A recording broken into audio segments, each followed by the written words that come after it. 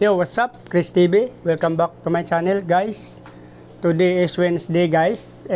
June 5. So, mga nakaraang araw, medyo malungkot tayo at nag-aalala kasi nga yung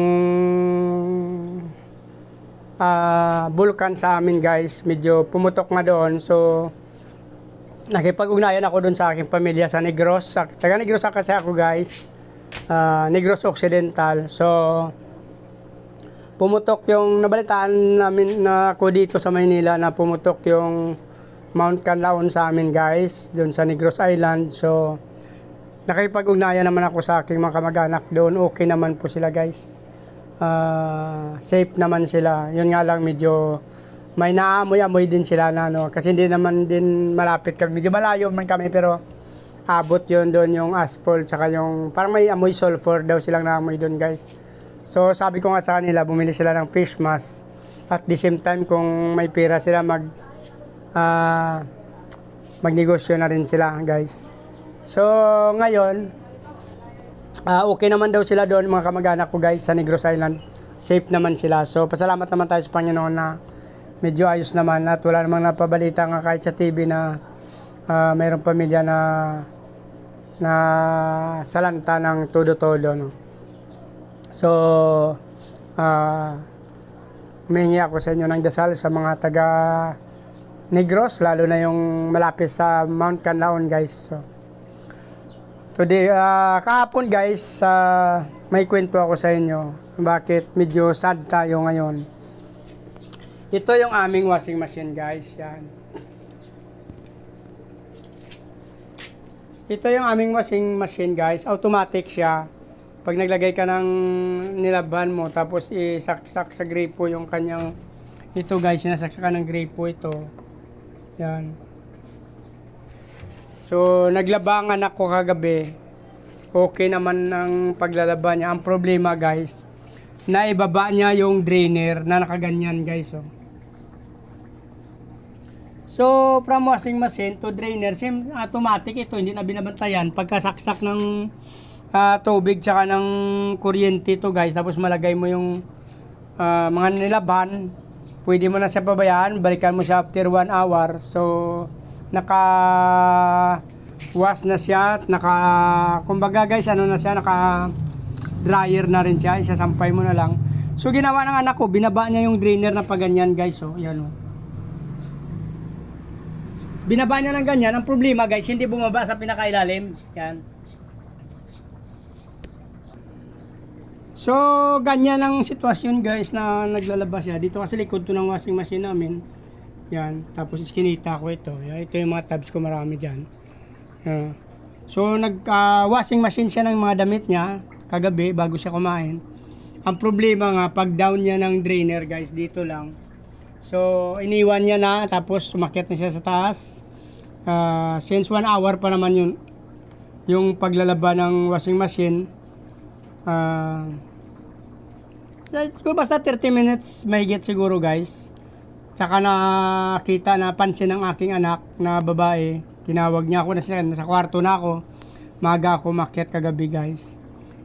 Yung sinabi nga niya yung mga fish ko na nabuhusan, na drain ng ng mga sabon galing sa washing machine ng anak ko na lalaki.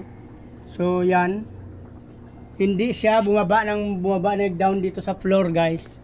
So dyan lang siya nakasampay, tumama siya sa dalawang tab doon, yung aking kuha ko, yan. Tsaka yung dito, yung aking grow out na napakadami, no, guys. Ayan, may mga namamatay pa, guys. So yan, lumutang na. Ito po. Yan, may rami po. Hindi ko sana actually na kasi nasimot dyan, hindi ko na rin naisalba. Kasi yung naisalba ko kagabi, ito, guys, ang naisalba ko. Ang problema, wala rin, namatay din sila.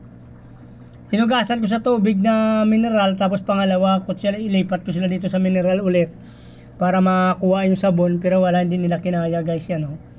So sad to siya, ang daming namatay, siguro nasa kulang-kulang 100 din, guys, kasi ito mapaw to. So yung iba doon naanod na doon papunta doon sa kanal, yung iba naman ayan, hindi ko nakuha, yan.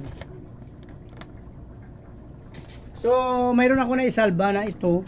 Si gumagalaw pa ito kahapon sila pero wala rin din na namatay. Yan ang nangyari guys. Oh.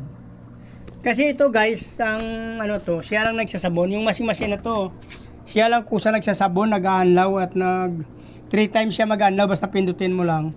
So pag down ng anak ko, hindi na naman napansin na hindi pa na nakapunta sa floor. So nagwashing siya. Hanggang sa nag-drain siya, nagsabon, nag-drain hanggang sa pag-aanlaw niya. So tinawag ako ng anak ko kasi nag-aanlaw na yung washing machine. So wala na. Umapaw na yung tubig dito. Yan. Yan. Yung isa naman yan, napuno din yan. So simula sa sabon hanggang sa pag-aanlaw niya guys, natamaan yung aking 2 tab na yan. So itong resulta niya. Yan. Napaka sad guys yan. Daming namatay. Hindi lang yan ganyan guys. Siguro basta ang estimate ko ng grow out ko dyan na 50 up guys ang isda ko dyan. 50 up talaga. Kasi iba-ibang strains ang nilagay ko dyan. Like sa mga natira na to, mayroon mga gapi dyan, mayroon muli. Yan o. Sayang guys kasi semi-adult na sila, juvenile na o. So, siguro 1 month na to pwede na sana i-out. So yun nga lang nangyari. Wala na tayo magawa. Alangan naman daw. Kasi kahit anong gagawin natin, pagalitan, awayin mo sila. Hindi na yan ba ibabalik. So, bawi na lang tayo sunod. Pero napakalungkot lang kasi nakakawa din ang mga fish. Ang sobra lang na awa ko guys, kasi ang aking kuha ko na swordtail, buntis na, yan o. So, namatay ang isang male. Ito male to guys o.